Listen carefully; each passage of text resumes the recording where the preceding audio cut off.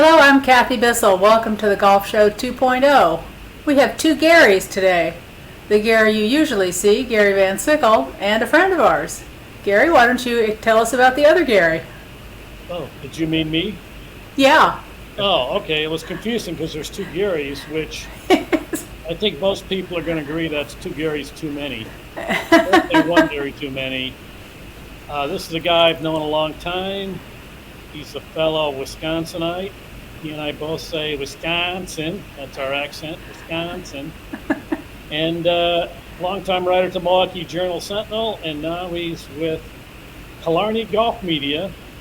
Maybe the best job in golf writing right now. Gary D'Amato. Gary, thanks for joining us. My pleasure, guys. Thank you for having me. I noticed your Europe cap, Gary.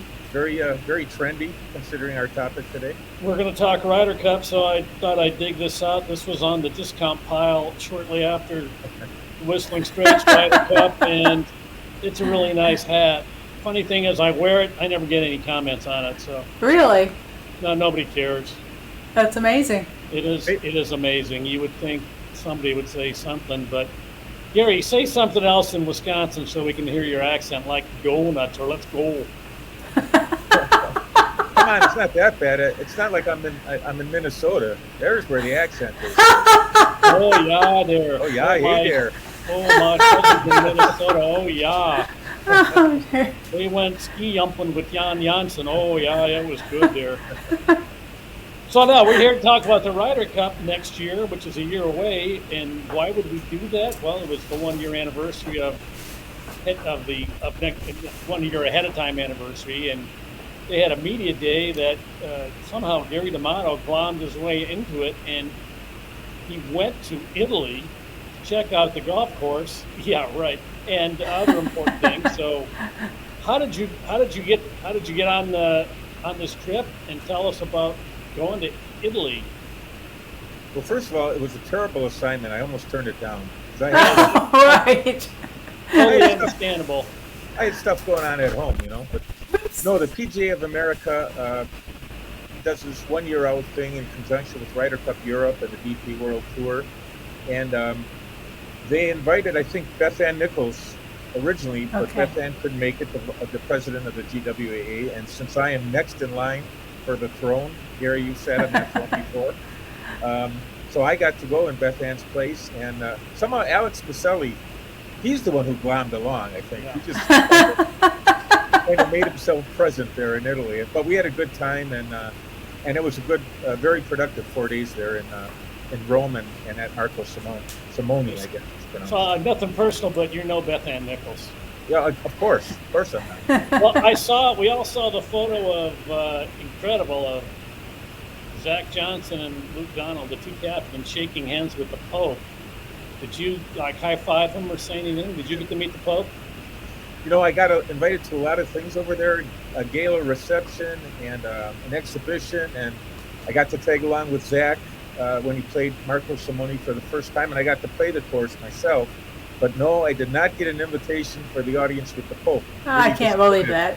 I can't believe that. I know. Well, I'm glad that was nice that the Pope made time for the Ryder Cup. I mean, that's pretty exceptional, really. I think it was nice that Zach and Luke made time for the Pope, actually. Whoa. I think it's the other way around. Yeah, No offense. I love that they gave him a replica Ryder Cup and with their names inscribed on it, because now in the Vatican archives for all of time, there will be a souvenir with the names of the two greatest golfers in history, Zach Johnson and Luke Donald. Not Tiger Woods, Zach Johnson and Luke Donald. So that was neat. That who even thought of that? I don't know. Does the Pope play golf? Does he follow golf? He should have had a media session with you guys. Why didn't he? He's busy. He's busy. He was busy blessing people, I think. But, you're right, Gary. The Vatican probably has, I don't know, $1 billion worth of art in its basements, and of course Michelangelo. Sure. So now it has Michelangelo and the Ryder Cup. That's a pretty good combination. Yeah, well, I think this could be, in Dan Brown's next book, this could be something to work off of. There could be some hidden message on that. Right. But this golf course, which sounds like a guy's name, Marco Stallone. Simone, Marco isn't it? Stallone sounds like one of the Stallone brothers. What's the golf course like? And more importantly, what did you shoot? Well, it's not important what I shot, but I will tell you that I had a birdie on the back nine, and I missed a 5-footer on 18 for another birdie. But I shot 89, if you must know. The course it's incredible. Paspalum fairways, the green complex. The greens were rolling probably they might slow the greens down for the Ryder Cup, seriously, because they were rolling at about 13 or 14. Huge green complexes, lots of elevation tunes. Some people said it's more than Augusta National, but I looked it up. It's not. Augusta National has more elevation tunes, but Marco Simone has quite a bit, 170 feet from low point to high point. From the 12th tee, the highest point on the course, you can see most of Rome below and St. Peter's Basilica. It's pretty impressive. Wow. It's going to look great on TV. It really is. That would be cool. Yeah. To see that kind of view. Are there a lot of water hazards? No, there is some water on the course. The finishing stretch is really good. It's 16 is a downhill par 4, short par 4. I'm sure they're going to make it reachable on at least one day of the Ryder Cup, maybe more. But from the back tees, it's probably 350, but it's downhill. And there's water along the right side of the green and a creek about 50 yards in front of the green. So anyone, it's like a wedge for those guys. Yeah.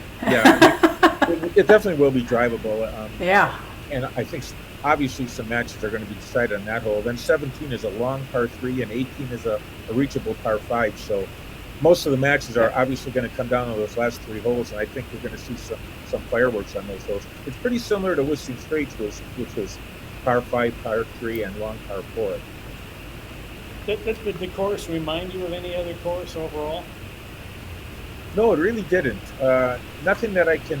It's fairly wide open, but I will say the rough was extremely thick and gnarly, and I'm sure it's going to be that way for the Ryder Cup because they're going to make those Americans hit fairways. But I can't think of a course that it really reminds me of. It's not similar to any courses that I can think of.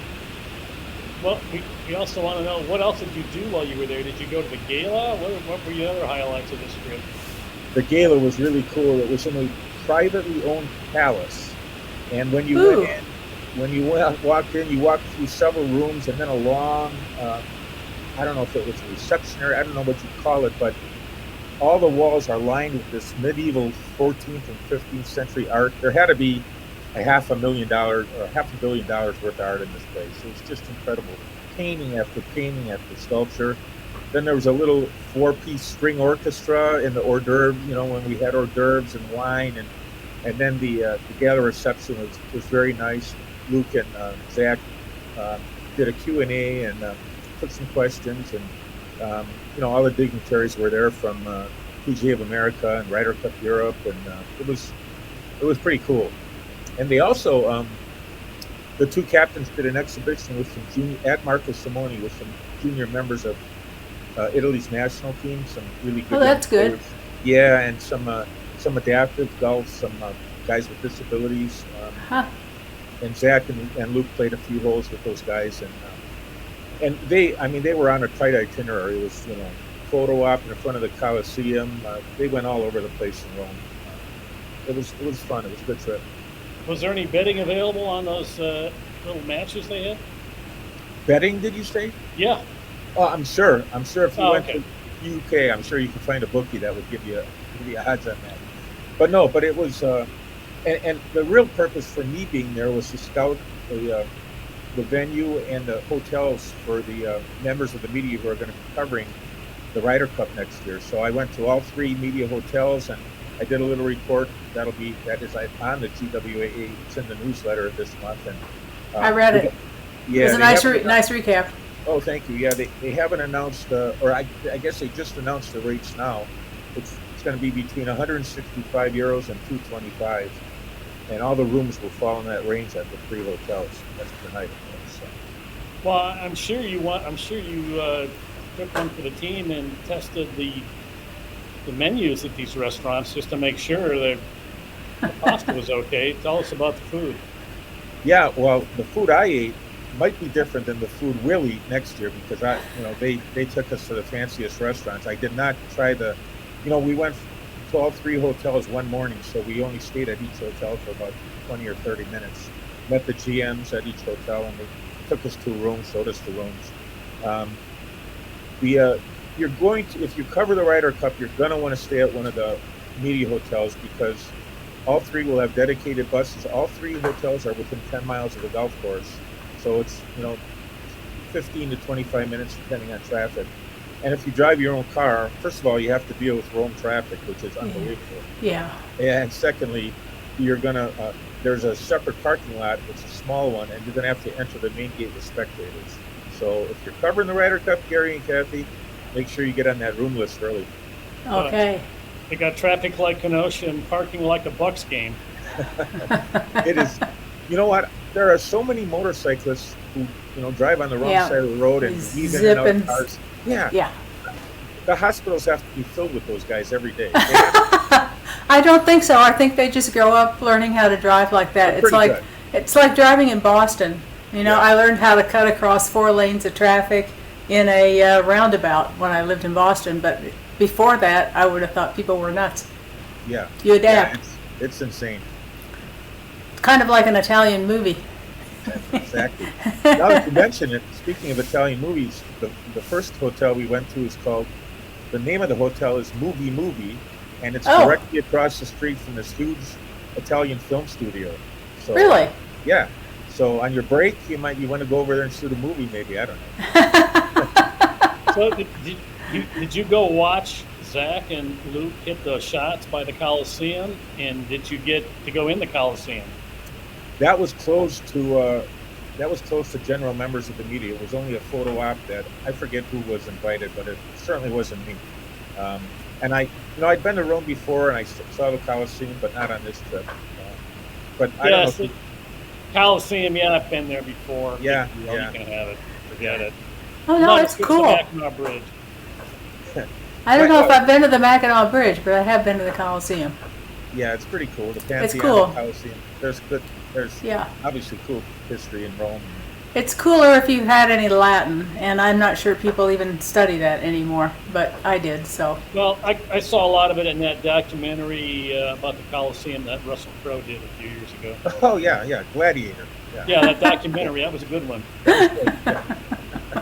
So what do you think, how do you feel about the 2 Ryder Cup captains? I mean, Luke is a nice guy almost to a fault, and Zach it kind of reminds me a little of Raymond Floyd. He knows what to say when he's supposed to say it, but he's a little testy. He's got his own, little. He's got an edge. He's got an edge. He's got a hard edge. What do you think of these 2 guys? Yeah, he does. Zach is. I would agree with that. He's got that little bit of arrogance that comes out from time to time. He's a cocky guy, and that's probably why he got so far in the game. Because he certainly. Yes. Yeah, it's not a bad thing. Not just talent. Yeah. I think he's going to be a really good leader for his team. He already named Steve Stricker, as his first vice captain, and I think that was a good move.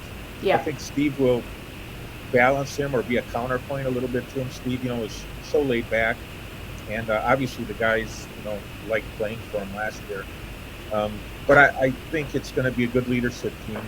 Luke, it's hard for me to get a handle on him. I think you said it, Gary. He's nice to a fault, maybe. I'm sure he's not going to be that way in the team room and when he does pairings and all that stuff. But it's really hard for me to get a read on him as captain at this point. Has he picked any assistants yet? I don't. Yes. Yes, he has. Do you recall who he has picked as assistants? You're pressing me now, and. Okay, I just don't recall, but they've had their system in place for such a long time that even with the defections that they've had in Ryder Cup, they have enough of a little core of players over there that they know how to make it work. And they've still got Rory, and they've got Matt Fitzpatrick, and they've got Shane Lowry, and they've got Tyrrell Hatton, and they'll find other people. I don't know how they do it, but some years it's Philip Walton, and some years it's people we've never heard of, and they come up with. I just looked at the Ryder Cup rankings for Europe, and you got Ron, Lowry, and Rory top 3. Yeah. Number 4 is Robert McIntyre, the left. Then you got the Italian guy Migliozzi, You imagine if he's in the Ryder Cup. Yeah. Then you've got Hosgaard, whatever his name is. Okay, yeah. Pavon, Fitzgerald, Colin Shankwin, and Alexander Seriously? Noren. Okay. So They're not slouches.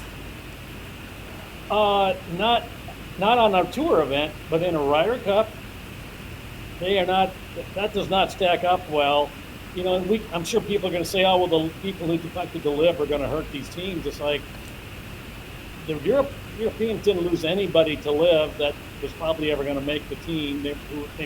They might have been captains, but Yeah. they weren't going to probably make They these players. weren't But going to play, right? those names, you read those 10 names on the Ryder Cup list on the rankings, you're going, "Oh my God, who are these guys?" I mean, that's got to be scary for Luke Donald. Well, but they know who they are, and they know what they can do, and they show up, and it's like I said about Philip Walton. I can't remember what year it was. Oh, Philip Walton, we love you. Somehow I have that as Rochester, but I don't know. The people that we aren't familiar with show up and sink the winning putt. Yeah, And well, it's just our ignorance. Yeah, that was when they still had Olafable and Seve and Faldo Westwood and Clark and those guys Yeah. in their prime. They had a core of 6 or 7 Hall of Famers. Sure they did. They got 3 guys plus Fitzpatrick, and I don't know. That's 4. What do you think? Yeah, and that's All they need is like 5. well, And, that's true. That's what they did. That's what they did is they rode their 4 or 5 guys, and they'd rotate in the people we hadn't heard of, the people who were lesser players, and put them with the stars, and the stars carried them. I mean, what was that line that Olafable said that Seve told him? Don't worry, just hit your tee shot. I'll take care of things. I'll get us through the match. Don't worry, just play your game. And that's the way they did it. So they played with whoever it was they needed to play with, whoever gave the Stars comfort, and the Stars were worn out by the end of Sunday, but they won a lot of Ryder Cups doing that. Well, I really think Europe's team is going to be 1 through 5 or 6 is going to be every bit as strong as the U.S. team. Yeah. It's going to come down to those 8 through 12 players. Exactly as Kathy said, and Gary, can they stand up to Ryder Cup pressure, even when paired with a John Rahm or a Rory McIlroy? Can they handle their business? And it's going to come down to depth, I think, in this Ryder Cup, and clearly the Americans have more depth. So Yes. they're the favorites on paper, but again, golf is played on Paspalum. And, In Italy, anyway. To be honest. Yes. Well, I really hope Migliozzi of Italy makes the team because What a great name. The country's attention. He probably will. I mean, who knows? Yeah. And the Americans, they lost Dustin Johnson, Bryson DeChambeau, Brooks Koepka, and that other guy everybody likes, Patrick Reed. But they've already popped up replacements who are probably better. Sam Burns, Max Homa, Cameron Young, and Will Zalatoris. So the American team is loaded, and the Europeans are, I don't know, it's funny because Whistling Straits seemed like such a blowout, but when you look at it, if you just flip 4 matches, that's 8 points. It turns it around in a hurry. Yeah. The other point is that this is kind of interesting stat. Tiger Woods was in high school the last time the Americans won in Europe, 1993. So it'll be 30 years. And don't think that doesn't weigh on their minds a little bit. I mean, Of course. That's a factor. Yeah, it does. And it weighs, it weighs on the European psyche. It gives them belief in what they can do. They say, we haven't lost this since whatever, we'll figure out a way. And they do somehow. Yeah. Well, I mean, it's American arrogance. We think golf is only played in America, and in the 80s and 90s, and even in the early 2000s, we're kind of dismissive of all these European guys who, in retrospect, you can look back to the 90s, the Europeans had a better team every time. And America just wasn't, and the players and the media and the fans just didn't recognize it. Even into the 2000s, those teams were better. That tide has turned here in the last half of the 20 teens or whatever you call them. So I don't know. I guess we'll see. I mean, that episode in France was when the American team was at a low point and they were out of gas. Tiger. Well, they went the week after playing the Tour Championship after everybody had played 3 weeks in a row for the FedEx Cup or 4 weeks in a row, depending on the players, and they were like you said, they were gassed. They had no energy left. They probably couldn't even see where their ball was on the green. You know, it's kind of.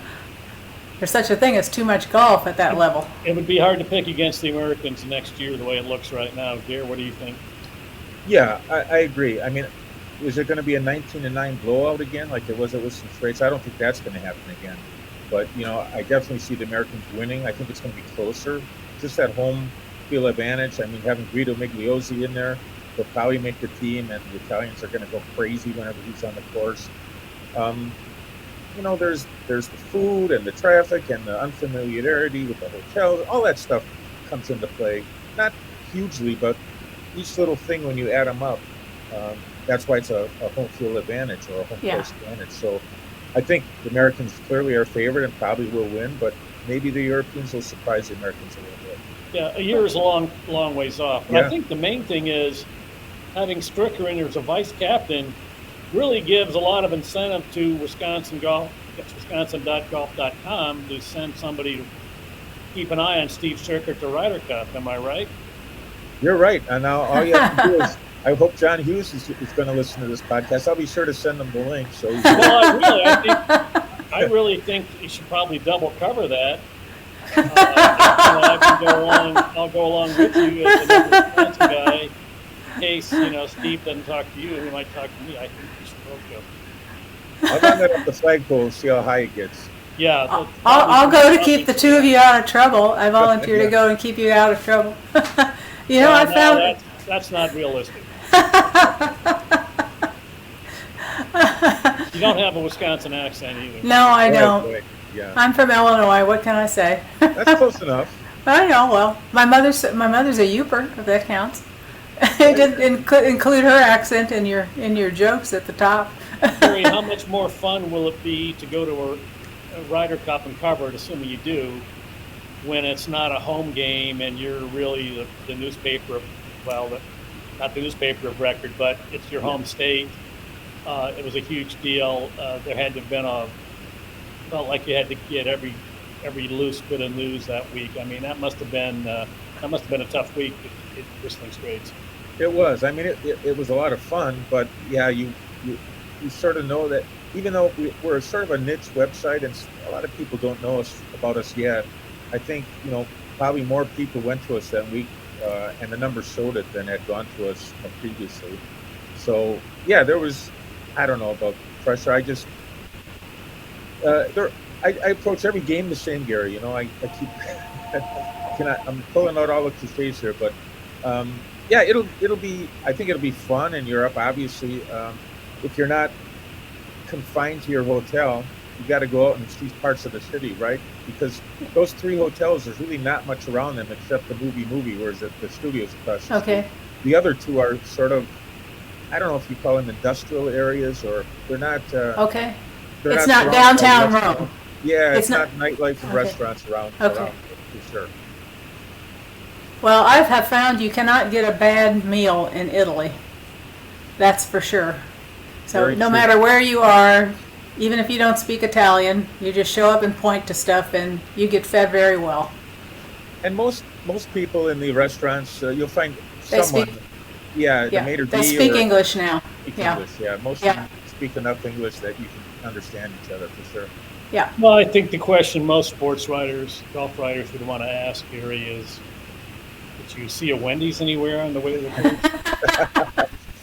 I did not see a Wendy's. I did not see a Culver's, which is big in Wisconsin, as you know, Gary. But I did see a couple of McDonald's. So there are Big Macs to be had in Rome. Yeah, McDonald's is everywhere. Yeah, insiders call them Mac and Don Steakhouse. Yeah. Makes it sound classier, like the BK Lounge. Right. Now, I want to ask the second Gary, or the first Gary, depending on who's first. You broke a story last year about Steve Stricker's illness on your website, and everybody's kind of been going back to you with that. and he just won Jim Furyk's tournament here, well, not in Ponte Vedra, across the river over at Timuquana Country Club, and he looked really good. I mean, he came out and said, when he said afterwards that he had a goal to win 2 of the last tournaments he entered like 3 in a row, and he won 2 of them, which is pretty amazing. And that was going to be the determining factor as to whether or not he got close enough on the Schwab Cup to play a couple tournaments at the end, because he wants to go up into his tree for deer season. So why don't you explain to us about Steve Stricker, his illness, and what's he doing in a tree?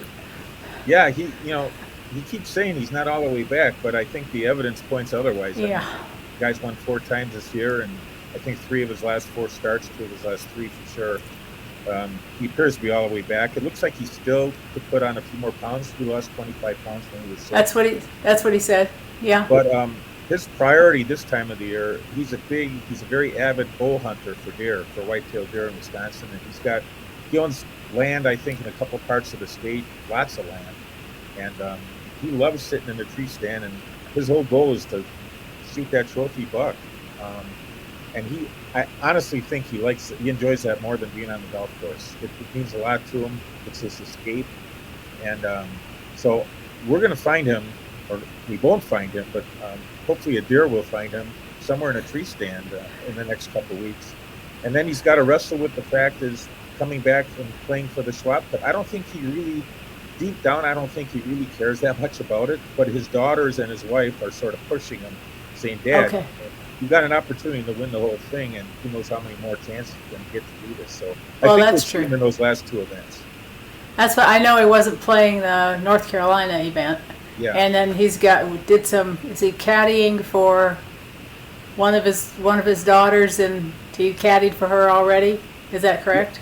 Yeah, he's caddied for her, his oldest daughter, Bobby, as she has she's trying to make it to the LPGA Tour, and she got to the first stage of the Epson Tour qualifier. And they moved the dates because of the Hurricane Ian. Yes. They moved the dates from the next stage. It was supposed to be right about now, I think, mid-October into November. So that gives him a little bit of chance to get up in that tree stand and to think about golf a little bit after that instead of caddying. But by the way, his youngest daughter, Izzy, who's a junior at Wanakee High School, just won the WIA state championship 38 years after the old man did it up at Century Road. So that was pretty cool. Wow. Story. Yeah. Wait, Steve won the girls' championship? How did he do that? Was he gender neutral then? Yeah, Steve won a boys' title, obviously, in 1984. Okay, that's different. Yeah. Well, wasn't there speculation either by Steve or by you or by us that this illness may have been related to getting vaccinated, getting the COVID vaccination? Yeah, there's no question, I think, that he believes that. And he hasn't said much about that publicly because he knows what a political hot potato that is. When you come out and criticize the vaccine or when you say you're not vaccinated, people jump all over you. So what he's told me, he got the vaccine, he got sick, and he said, I'm definitely not getting the second shot. So that tells you what he thinks about what caused it. My son got heart palpitations and issues after both shots. And it turns out that, there were just some figures released that said the number of incidents of that were 4 to 5 times higher than the CDC originally reported. Right. Because they didn't want to, so the truth finally came out. So, my son is not going to be getting any more vaccinations either. Yeah. There is some, that's the thing. We rushed these vaccines out because we needed them, but, they aren't foolproof and there was some risk involved. So, we didn't have time they didn't have time to test them for 3 years. And it seemed like the risk to not have it was higher than the risk to take it at the time, because COVID in the beginning was anticipated as being so awful and so deadly, and in fact it was. I mean, lots of people died. Luckily, I got COVID. I got COVID before. That's right, and you were in terrible shape. Yeah, I was in the hospital for a couple of weeks, and I was in bad shape. And so as soon as the vaccines were available, I got them because I don't want to get COVID again. And thankfully, I didn't get sick from the vaccines. Maybe either you get COVID or you get sick from the vaccines. One of the two. I don't know. But I Well, had Either or. Yes. Well, speaking of terrible and bad news, the end of the golf season's approaching. What do you For think? you, maybe. I know when I lived in Milwaukee, I always figured October 25th was really the only date you could guarantee you would still be able to play golf, because it could end that soon. Other years, it goes longer. Sometimes, I'm in Pittsburgh, it's a little less cold, but not much different. But here, I always hope to get to Thanksgiving, but that's not true. What's your best guess? I'm sure, I know you've already had frost. What's your best guess? What's the last day of the golf season going to be? Because I always try to play golf on what I think could be the last day of the golf season. What do you project? It's funny because in recent years, it seems like we've had better weather later into the year, and I've been able to play some golf in November, and even I think I played around in December last year. Wow. It's really iffy, obviously, and then the spring seems like the better weather is coming later now in the spring. It seems like the seasons are shifting a little bit, but I got these brand new Duca del Cosma winter golf shoes. You ever hear of this company? Yes. Fur-lined golf shoes. Fur-lined. Wow. I'll be able to play on ice in January, I think. The season realistically is probably going to end in 2 to 3 weeks, but I think there's a chance that we'll get one of those 54-degree days on December 10th, and if we do, I'll run out there and play 9 holes. Yeah, for me, once you get appreciable snow, if you get like an inch or two of snow, that kind of turns the greens to mush, and it kind of becomes problematic after that. Nobody can mow, nobody's up picking up anything, there's no maintenance. Well, they don't want you on the greens when it's like that. Yeah, you really shouldn't be, but it's not the same after that happens. So I'm hoping to get to Thanksgiving, but we'll see. I did play one round in January earlier this year, this past January. We had like a 46-degree day, and there was snow on the ground, but it only in drifts, parts of the course were wide open. But the ground was hard as rock, and I'll tell you what, for a guy who hits his driver 210 yards, to hit it 280 on bouncing on concrete, that was fun. I enjoyed that. Yeah, you should go. Nothing more frustrating though in playing cold weather golf when you hit your ball onto a frozen pond and you can see it out there.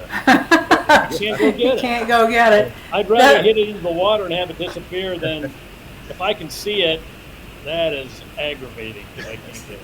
Someplace around Cleveland or Akron, they have a Chili Open every year, and I'm not sure if they play that on ice or if they play it on snow, but it may be an ice golf tournament. The two of you should go play in it.